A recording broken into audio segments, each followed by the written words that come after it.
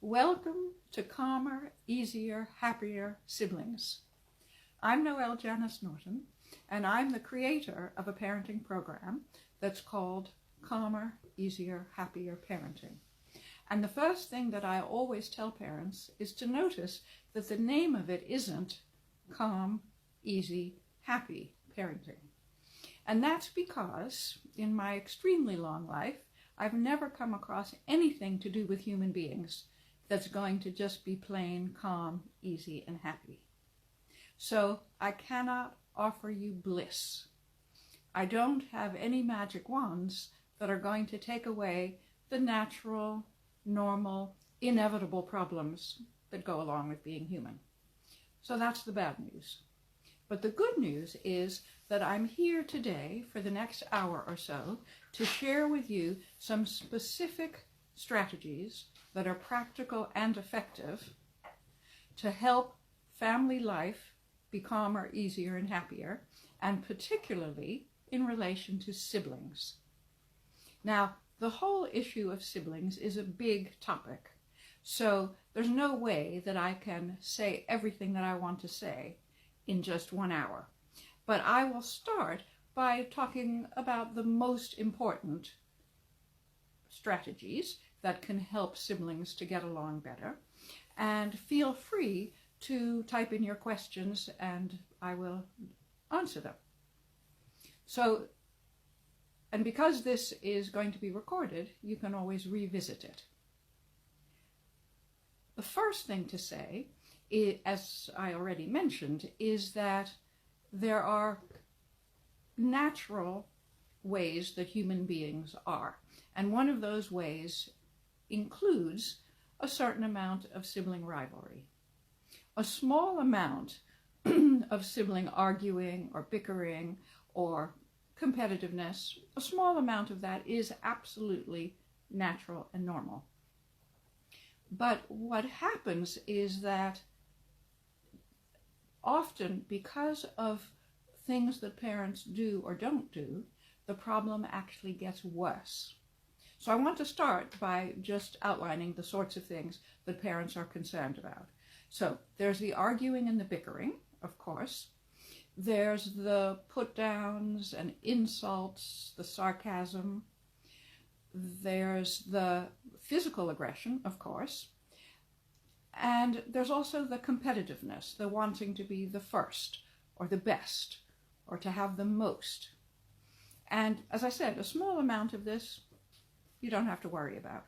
But when it's more than a small amount, then really parents find it very uncomfortable. So that's what we're going to be talking about today. I want to mention what some of the things are that parents do that unfortunately aren't helpful. One of the things that doesn't help, but it's very, very tempting to do, is to blame the older sibling and to rescue the younger one. And of course, it seems like that would be a sensible thing to do because the older one is more mature, more sensible, and they should know better. But the thing to recognize is that usually the older sibling is the one who's the most jealous. Not always, but usually in most families. Because, after all, the older one was, until the younger one came along, the older one was king or queen of all they surveyed and got tons of parental attention. And then suddenly, from the child's point of view, it's from one day to the next. Of course, parents have 9 months to prepare for it, but even a child who in theory understands that soon there'll be a sibling doesn't really understand how different his or her life is going to be. So it feels like from one moment to the next, they're kicked out of the nest and suddenly they're expected to be more patient, quieter, more sensible. They're expected to wait and they're expected to share attention that they've never quite had to do like this before. So that's the explanation, of course, for why the older one is more likely to be jealous. And when we scold or reprimand the older one and in some way show that we're trying to protect the younger one, it actually makes the situation worse. It makes the older one more angry, more resentful, and more determined to get back at the younger one, possibly when you're not looking. So you're probably wondering, okay, so if I can't reprimand, if I can't give a consequence, if I can't tell them to cut it out, what can I do? And I will definitely get to that, but not yet. I want to set the scene first. Now, because I've only got an hour, I am skimming some of the things that I'm saying, and in my books and CDs, I go into more depth. So I'll tell you all about the resources at the end.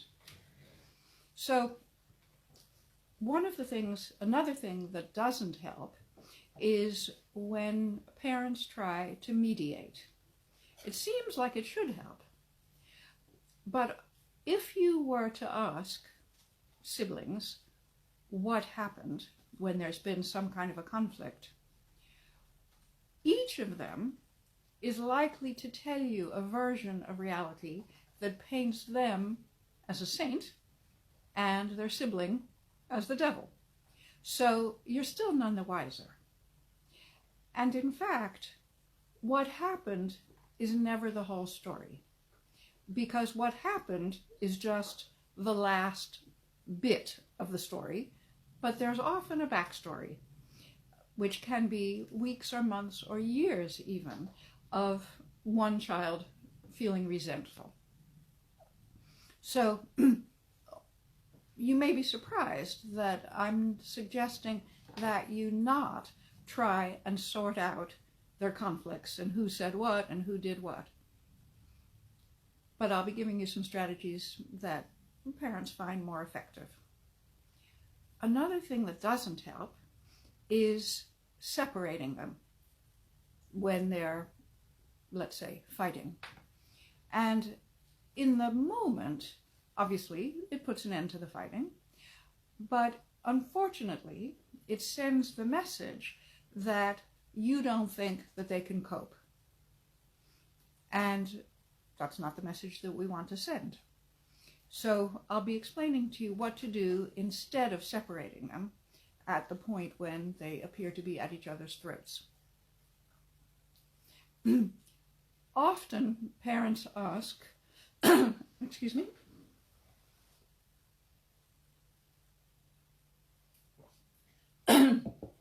often parents will ask me some version of a question that starts with, what do I do when?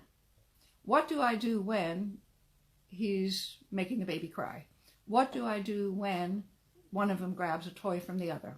What do I do when one of them is being horrible to the other one? And although it's an important question, it's actually not the first question to be asking. In a way, the first question to be asking is, what can I do to prevent or minimize a lot of the sibling conflicts? The arguing, the fighting, the competitiveness, the jealousy, all of that.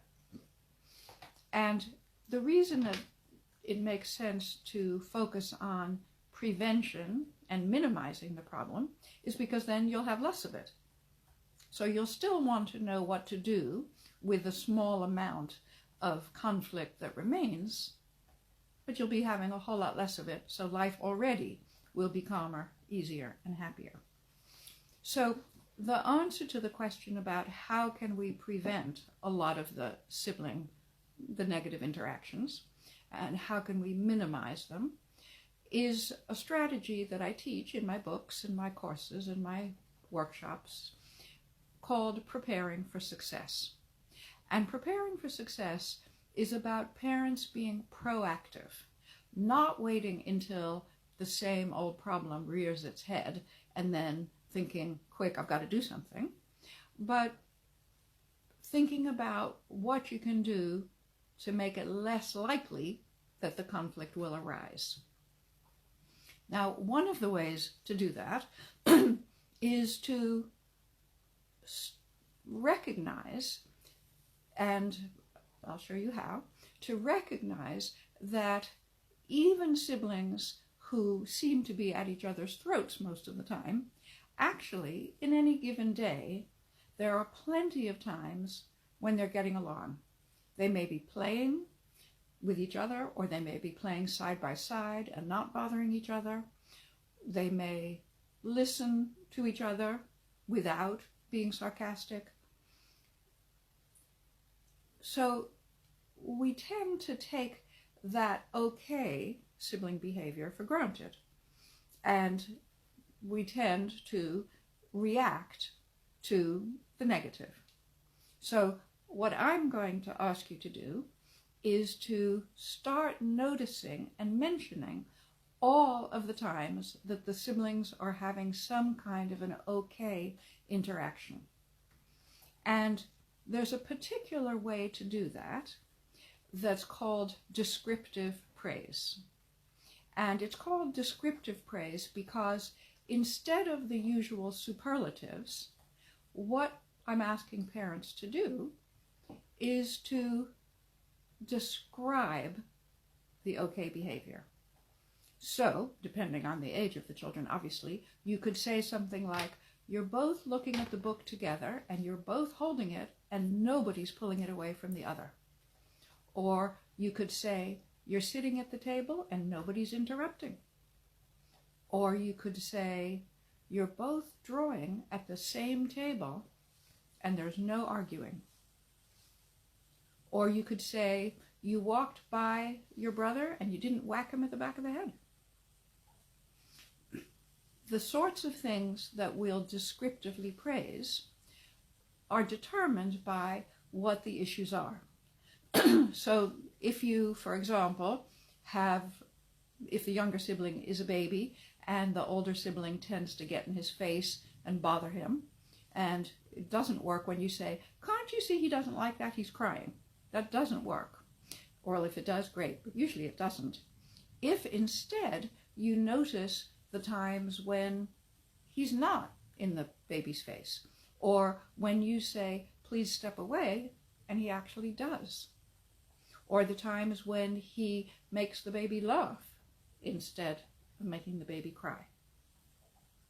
The times when one sibling picks up a toy that belongs to the other one, and the owner doesn't snatch it from the other one's hands.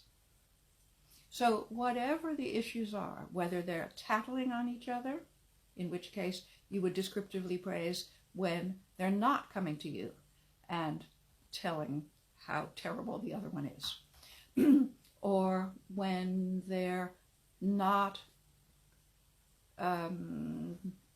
laughing when the other one makes a mistake or falls down or hurts themselves.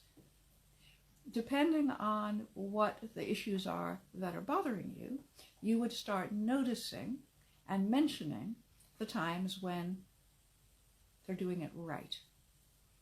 And it's descriptive praise, although it's easy to explain, is not so easy to do because we're in the habit of superlatives.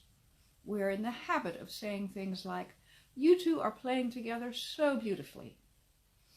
And part of the problem with the superlatives is that it's not really beautifully. They're just playing together without actually killing each other. Part of the problem with the superlatives is that there's not much information there.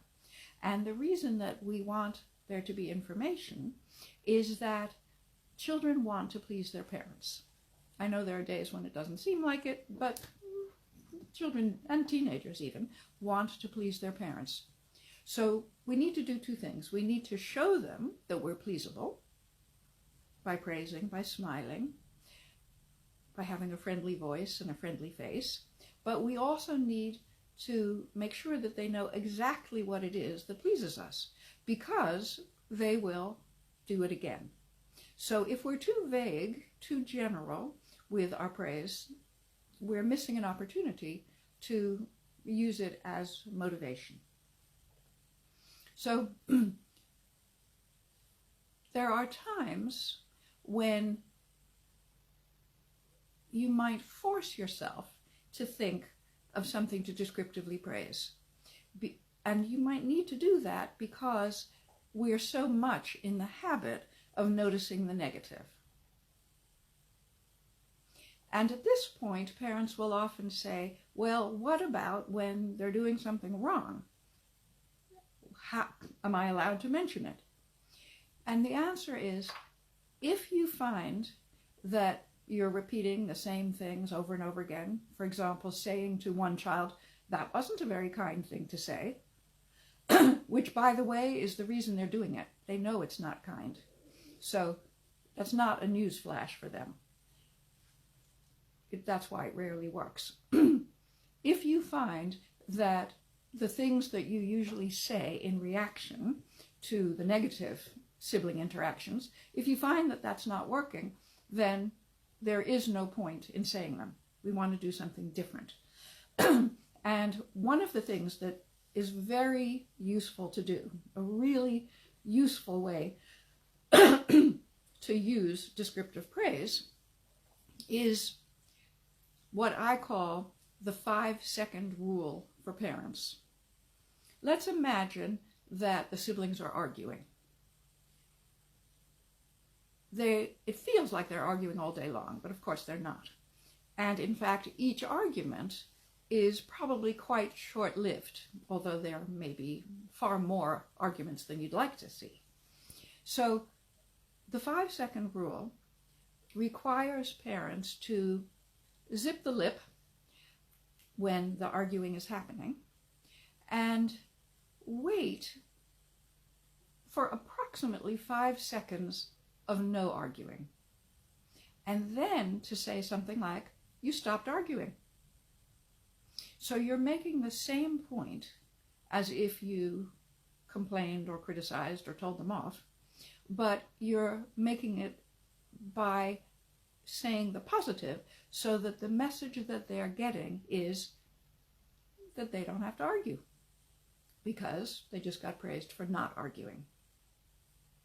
Now, the first few times you use the 5-second rule, your children may well look at you as if you've just landed from Mars, because it's not the sort of thing that they're expecting. They're expecting to be told off. And that's part of why they're doing it, of course. The more we tell kids that they shouldn't be doing something, we would like to believe that that influences them to not do it. But actually, it does the opposite. When we tell kids off, when we correct them, even if we do it in a friendly, nice way, often it backfires. And it gives the child this feeling of, oh, I'm the kind of kid that always needs to be told off. And when kids feel that, then they no longer even try to control their behavior. And in fact, if they're angry, they may take it one step further and start doing those things on purpose to upset you. And in case you're wondering why a child would want to upset a parent, well, there's a few reasons. One is that it's fun. It's fun to wind your parents up and watch them go ballistic.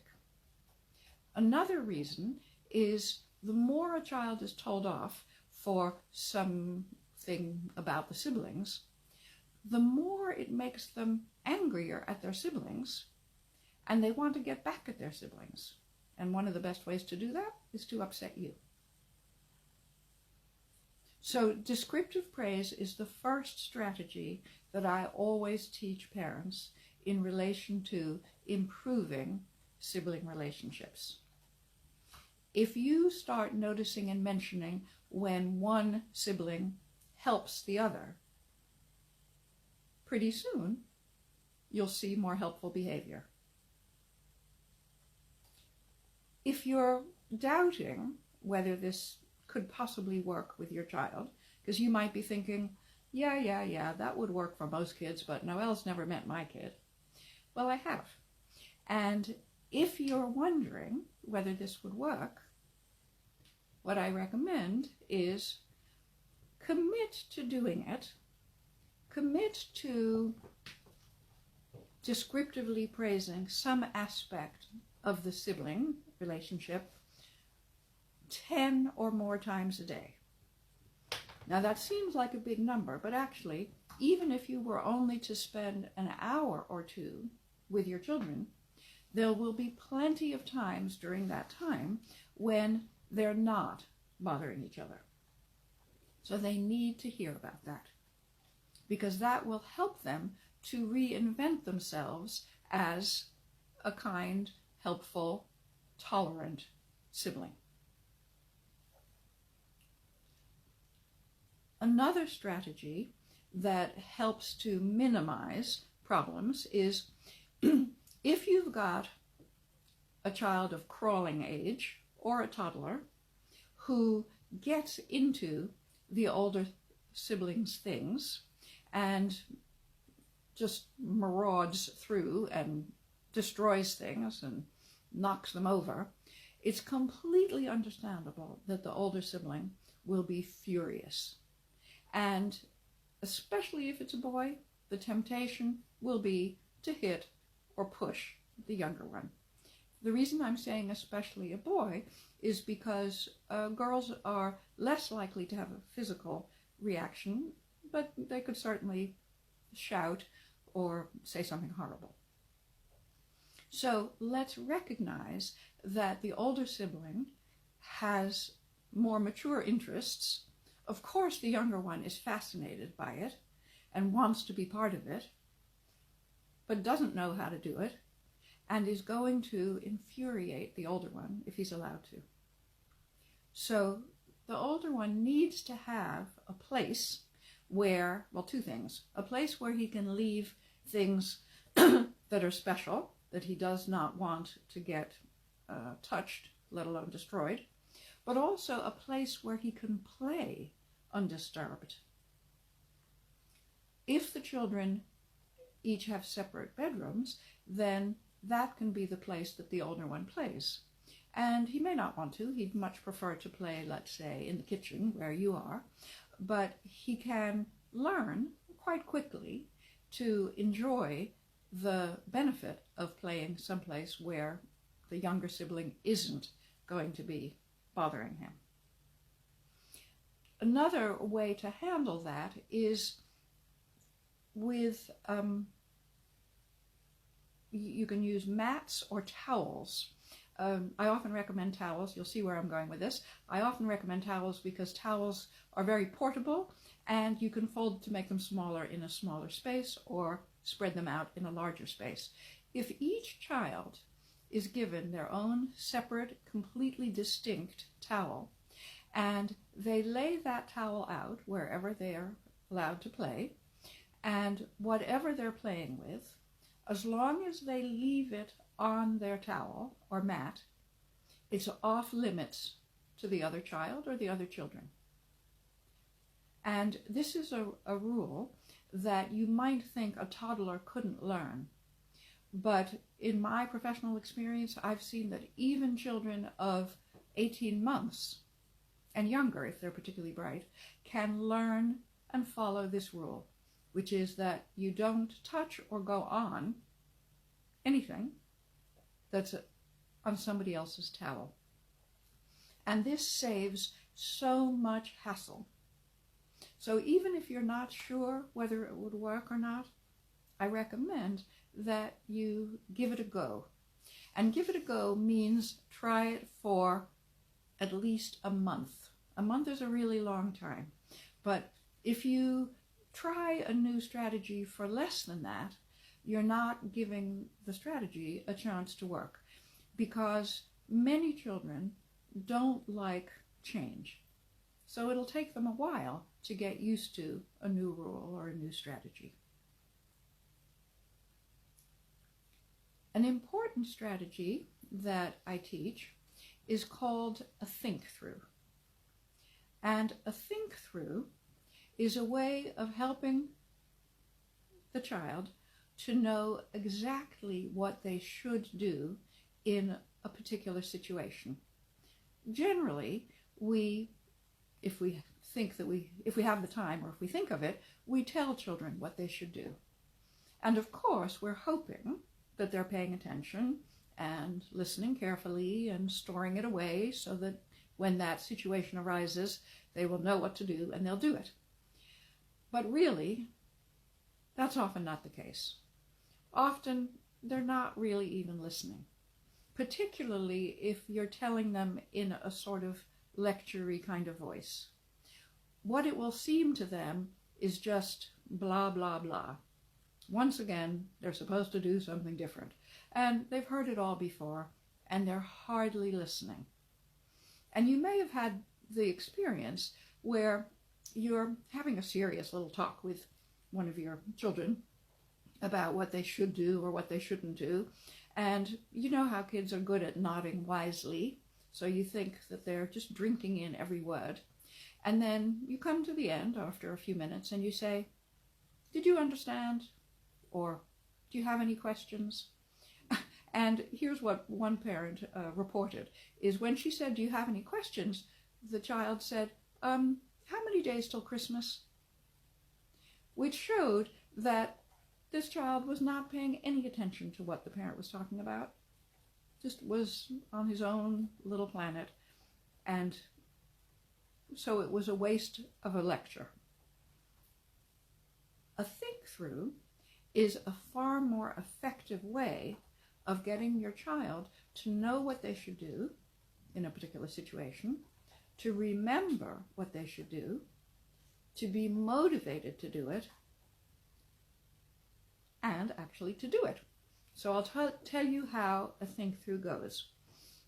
Each think-through lasts 1 minute, literally. Not less, because it won't be effective, not more, because otherwise it could easily turn into a lecture and you'll dread it and so will the child. So 1 minute, literally. And what you'll be doing is asking questions, and your child will be answering the questions.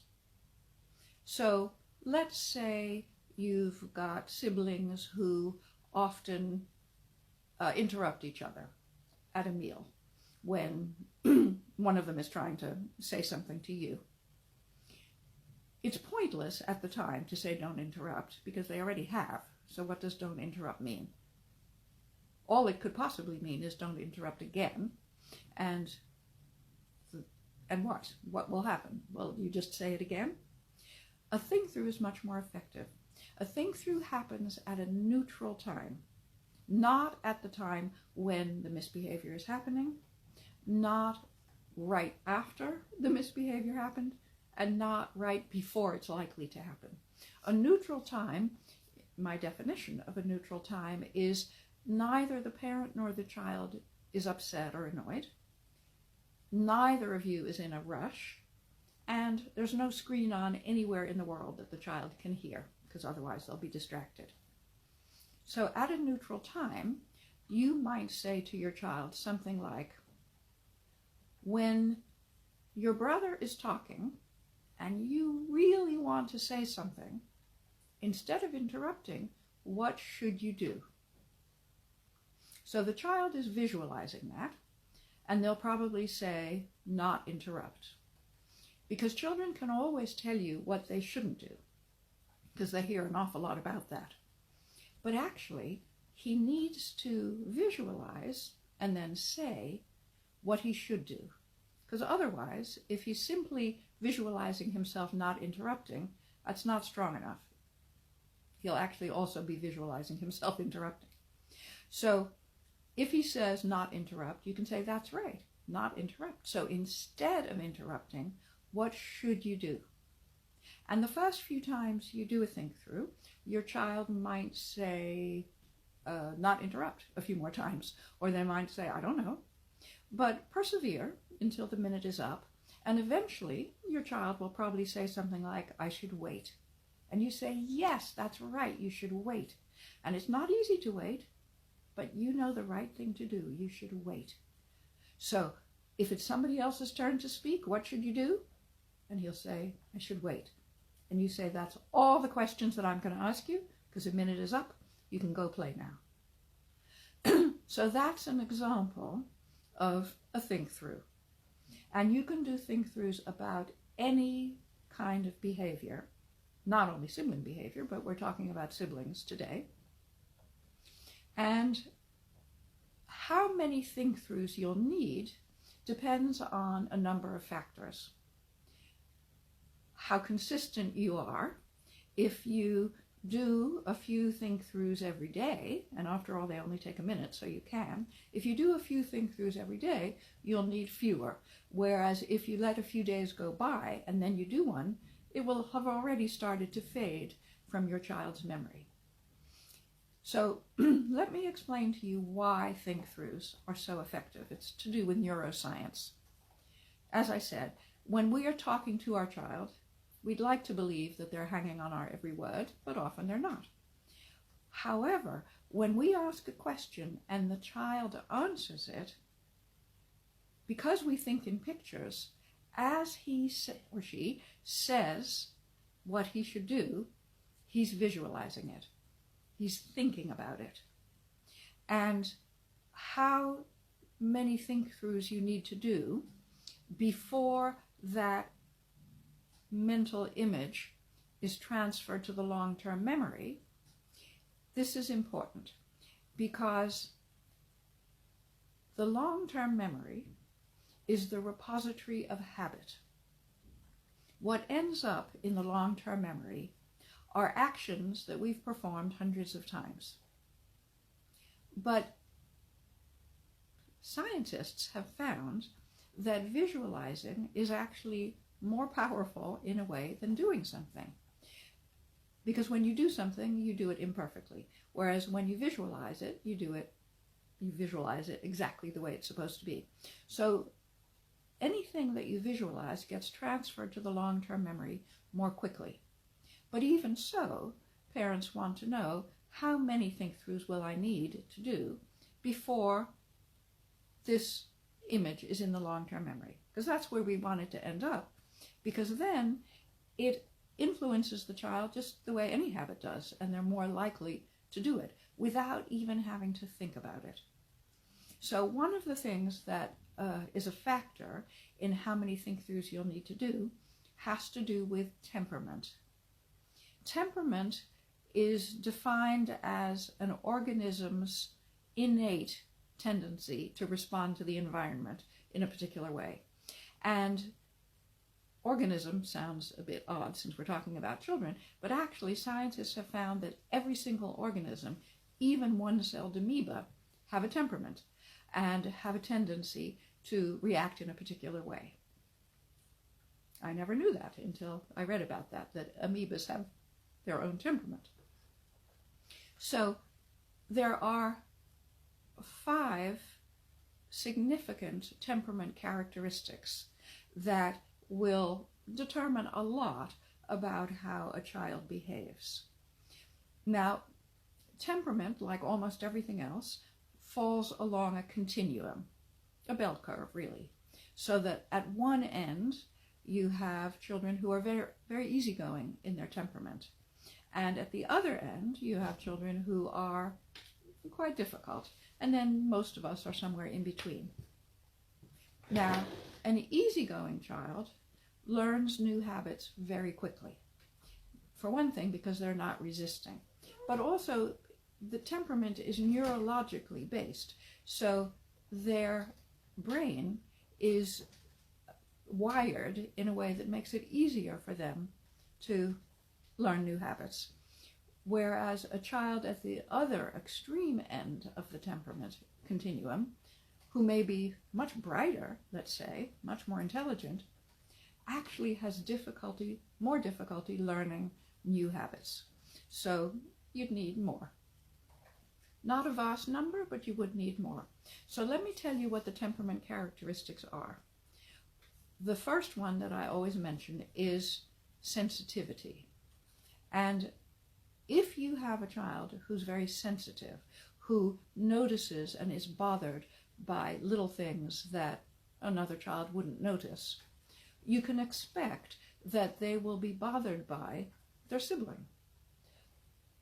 Not only if the sibling is trying to bother them, but also just the sibling breathing will seem to bother them. And the strategies that I teach will help, but you can expect it to take a bit longer. So sensitive is the first temperament characteristic that parents often notice. The next one is called intensity, and that has to do with big reactions. So sensitive, intense. The third one is impulsive, which is usually defined as speaking or acting before you think about what the consequences might be. And of course, little children are very impulsive. They don't think about the consequences because they don't even have the concept of consequences. But as children get older, we expect them to be able to rein in their impulses better and better.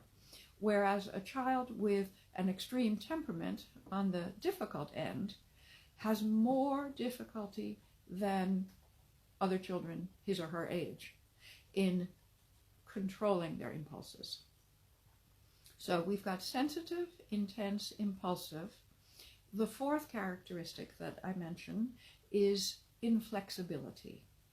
And that's about getting stuck on things being a certain way. And a child who is inflexible is often one who doesn't like change, who's not good with transitions. It's the kind of child who every single week makes a fuss about going swimming, and yet you know that once they're there, they love it. A child with significant inflexibility is bothered by things that are not what he expects. And then the fifth important characteristic of an extreme temperament is a significant discrepancy between, and this is not always the case, but often, a significant discrepancy between their cognitive ability, which may be above average, and their social or emotional maturity or immaturity that can be below average. So it's a double discrepancy because one is above average and the other is below average. And luckily, temperament, an extreme temperament, is not a life sentence. There's a lot that we can do. We can't obviously give a child a temperament transplant. A child with an extreme temperament is not likely to one day wake up and just be easygoing. But you've probably heard of neuroplasticity, which is about the brain being very malleable. Every single thing that we do changes the brain because it deepens certain neural pathways and in the process ignores or neglects others, which then are eventually pruned. So the things that I recommend doing, the things that I can tell you about in this Facebook Live event, but I'm limited to an hour, so I'll only be able to scratch the surface. But in my books and CDs and talks and consultations, I can go into much greater depth. The things that I can teach you to do actually start to change the way a child responds neurologically. So that's very good news.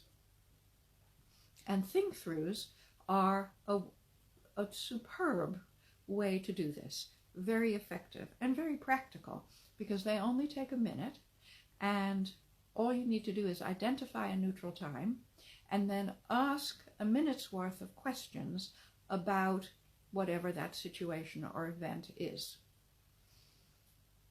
Now, occasionally, you'll get a child who doesn't want to answer or who answers in a silly way. That's actually rare because there's no telling off involved. You're talking in a friendly way. You're asking questions. By the way, they need to not be yes or no questions because those are too easy to answer. If you were to ask the question, when you're upset, should you hit your brother? Your child can answer no without even thinking about it. Just from your tone of voice, they can tell what the answer is supposed to be. So the questions have to be questions that make the child think.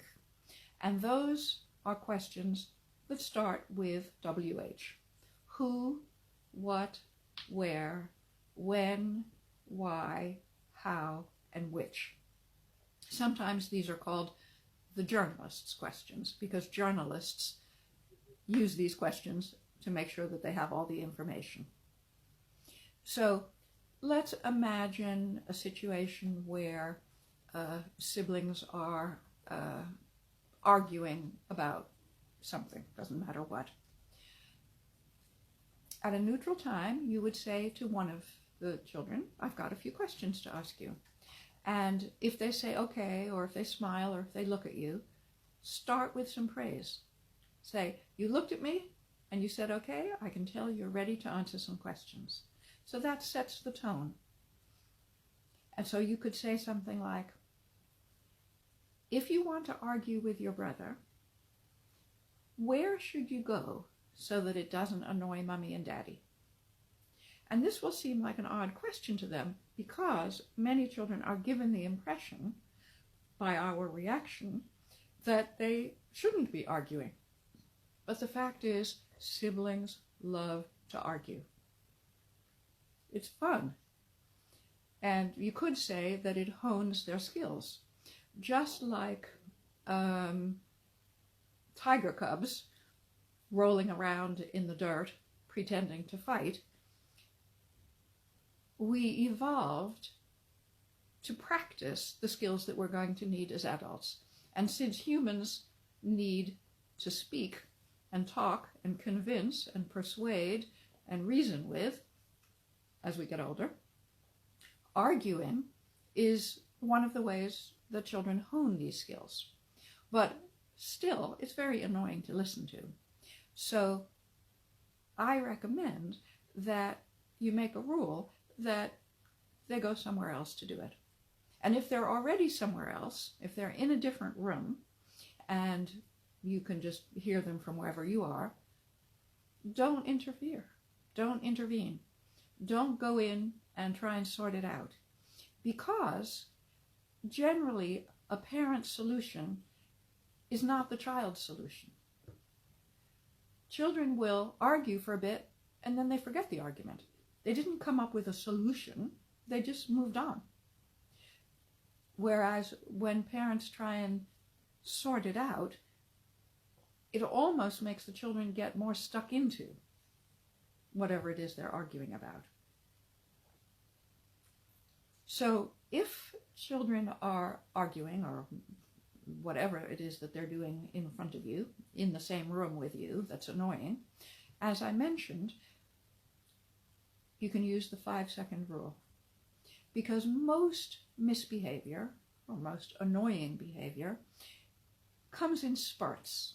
It's quite sporadic. There's more of it than you'd like, but it's not a constant drone, although it might feel like that. But since it isn't, when there's a pause, you can count inside your head for about 5 seconds and then praise that they're not doing it anymore. And the first few times you do this, they may instantly start again. And you're thinking at that point, oh, Noelle, never met my kids. This clearly is not working.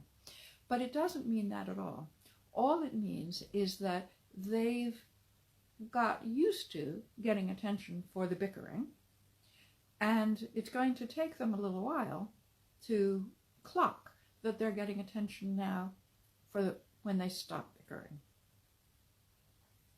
If they do continue, then what I recommend is that you send them together out of the room.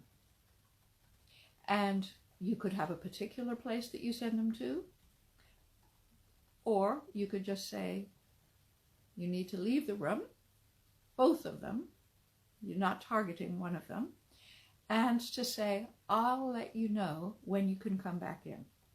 Because if you simply say, come back in when you're not arguing anymore, they will come back in 2 nanoseconds and they won't be over it yet. Whereas if it's up to you to decide, then you can give it whatever time you think really will be useful. Now, I want to say now I want to give you the answer to the question about what do I do when they're at each other's throats. There are, in fact, more ways to prevent and minimize the negative sibling interactions, but I'm concerned about the time, and I know that you can read or listen to my books and CDs, so I want to answer the question that's probably on everyone's lips. What to do when they are fighting and you've sent them out of the room and they're still fighting? The answer really is to do nothing. Because the more attention you give it, the more of that misbehavior you're going to get. However, if you're worried that somebody is actually going to be damaged, then of course you need to do something. So this is what I recommend. Go to where they are and stand very close to them. Very close. You're not saying a word, you're just standing. And even though the siblings might be appearing to not notice that you're there, almost always they do notice that you're there, and without your saying a word, they will start to stop. Now, they won't stop as quickly as you'd like, because life is like that, but they will start to stop. And then you've got something to descriptively praise. You can say, a few moments ago you were pulling each other's hair, and now you're not. Now you're just shouting. And you might be thinking, I don't want to praise them for shouting, but you're not. You're praising them for de-escalating. You're just not using that word because they don't know that word. The reason that this works, that our presence works, is that even if children know what they should and shouldn't do, that knowledge is a very faint, distant voice when they're triggered and when they're impulsively wanting to react. But our presence, even without saying a word, our presence functions in a way as their conscience. Our presence reminds them of the rules and the values that we're teaching them. So I've been talking now for almost an hour, and it's quite possible that you've got questions. I want to give you some information about some resources where there is more information. If I'm allowed to boast for a moment, 2 of my books have been Amazon UK bestsellers, and both of those books have a chapter in them on siblings. So the first book in the series is Calmer, Easier, Happier Parenting, and the third book in that series is Calmer, Easier, Happier Boys. And you can get these on Amazon either as a hard copy, and if I ever get to meet you and you have the hard copy with you, I will be delighted to sign it for you. Or you can get it as an ebook, or you can get it as an audio version. In addition to that, we have a CD set that's called Siblings with Less Rivalry. And it has lots of strategies. It mentions the ones that I've already talked about today, but in more depth. And it also mentions other strategies that I haven't had time to talk about.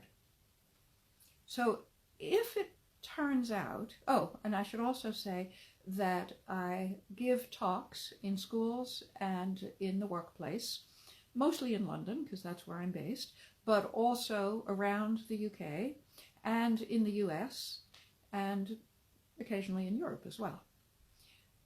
And I also do private consultations via Skype so that you don't have to be in the same continent, let alone the same city. So that's a gallop through my resources. Now, I did want to say something, and it's just fled my mind. What did I want to say?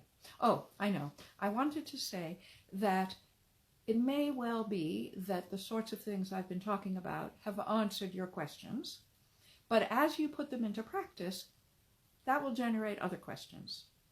But it's also possible that you're dealing at home with a more than usually problematic sibling situation, in which case you're going to need a more nuanced approach and more consistency.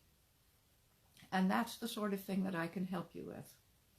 The books and the CD are for the normal range of problems with siblings, whereas if you're dealing with something trickier, then you need and deserve something that's really focused on your particular situation. So I think that that's about it. I want to wrap up by saying that one of the things that Calmer, Easier, Happier Parenting teaches is the value of consistency. And consistency is not easy, but it's a really useful thing to practice, because the more we practice it, the better we get at it. And the more consistent we are, the more our children will take us seriously, the more they will respect us. Children always love their parents, but we want respect as well, so that what we say goes. We want it to be that we're conveying, imparting our values and skills and habits to our children. So they need to respect us and listen to us and care about what we're saying. And consistency really helps with that. There's two kinds of consistency. One is consistency between the parents, if there are two parents in the home. And that's not easy to achieve, particularly because opposites attract. And in my organization, we have a saying, which is, opposites attract at first, but then you have children and opposites annoy each other. So it's quite easy to get into a habit where one parent reacts in a certain way and the other parent reacts in a different way. And this confuses children. And when children are confused, they don't say, "Excuse me, Mummy dearest, I'm confused. Could you please clarify?" They don't. They just misbehave. The other kind of consistency is consistency within yourself over time, so that you respond in the same way today as you did last week and as you will next month.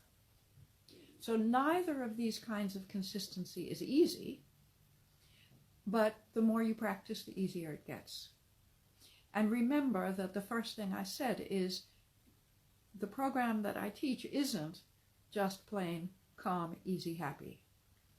Parenting isn't a walk in the park. It's a challenge. And it can be a rewarding challenge, or it can be an overwhelming challenge. And the strategies that I teach can make things significantly calmer, easier, and happier. One of the resources that I forgot to mention is our website, www.calmerparenting.co.uk. Feel free to browse our website. We've got lots of interesting things on there. We've got videos, we've got articles, we've got podcasts, and we've got an explanation of a lot of the things that we do. And I hope to meet you in person one day. And if you have any questions, feel free to email us. Our email address is admin@calmerparenting.co.uk. And now I really do have to say goodbye. So thank you for listening. Bye-bye.